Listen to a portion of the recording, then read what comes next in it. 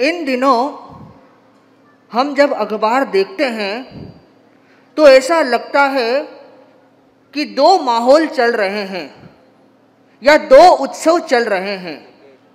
एक चल रहा है चुनाव का उत्सव और एक साइड लगता है आचार्य महाश्रमण दीक्षा कल्याण महोत्सव।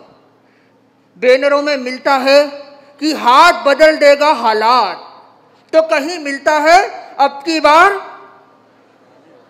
पर हमें ऐसा लगता है कि जिस प्रकार सफलता पानी हो तो उसके लिए सबसे जरूरी है मजबूत संगठन।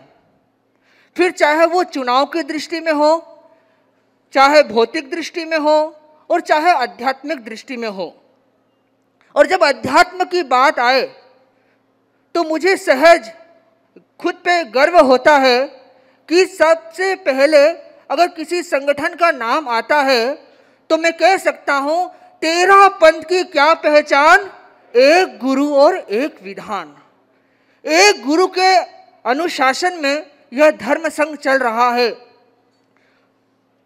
आज जो कार्यक्रम चल रहा है परम पूज्य आचार्य महाश्रमण जी का जन्मोत्सव, पट्टोत्सव और दीक्षा कल्याण महोत्सव।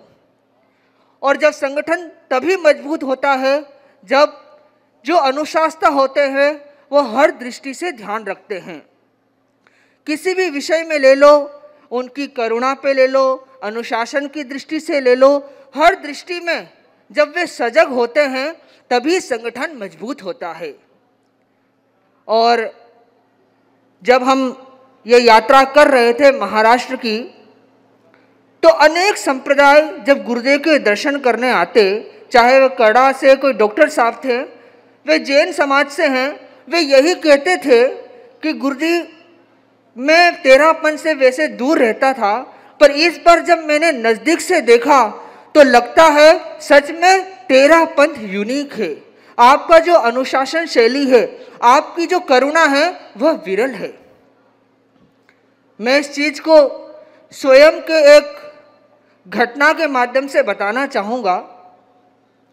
सन 2009 में आचार्य श्री महाप्रज्ञ जी डूंगरगढ़ में विराज रहे थे, उपरलो में। आचार्य श्री बड़े हॉल में विराजते थे और आचार्य महाप्रज्ञ जी छोटे वाले हॉल में विराजते। तो प्राय आचार्य प्रवर आहार के बाद में आचार्य श्री के सानिध्य में पधारते थे और वहाँ अखबार का भी वाचन करते थे। मैं छोटा ही था तो प्राय आचार्य श्री महाप्रज्ञ जी सुबह, प्रमुखासी जी को भी ध्यान में होगा, सुबह लौंग, नाश्ते के बाद लौंग अर्घाते थे और दोपहर में आहार के बाद हरड़े प्राय लेराते थे। तो दोपहर में जब मैं हरड़ लेकर के गुरुदेव के सानिध्य में पहुंचा और मैंने गुरुदेव को निवेदन किया, गुरुदेव ने एक हरड़ कृपा करा दी। फिर मैंने युवाचार्य श्री को निवेदन किया, गुरुदेव ने एक बार ना कर दी कि नहीं। मैंने पुनः निवेदन किया, गुरुदेव युवाचार्य श्री कृपा कराए। 2 बार 3 बार मैंने निवेदन कर दी, गुरुदेव ने कृपा करा दी। जैसे ही गुरुदेव अपने रूम में पधारे, मुझे पीछे से बुलाया गया कि सुधांशु को बुलाओ। अब मैं एकदम डर गया।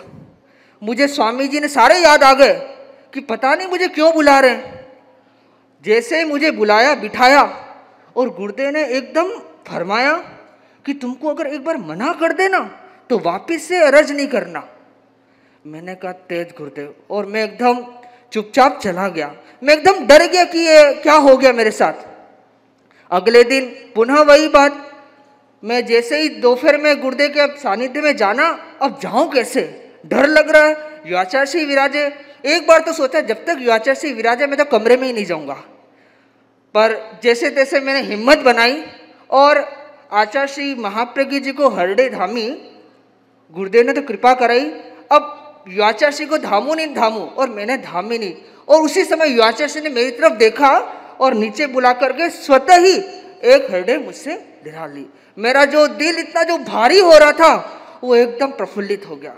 तो एक तरफ जहां अनुशासन की बात है कि एक बार ना कर दे, और वही संस्कार गुरुदेव मेरे मन में आज भी रहते हैं कि गुरुदेव एक बार अगर मुझे किसी चीज़ के लिए ना कर देते तो मेरी हिम्मत नहीं बनती है कि मैं पुनः गुरुदेव को निवेदन करूं।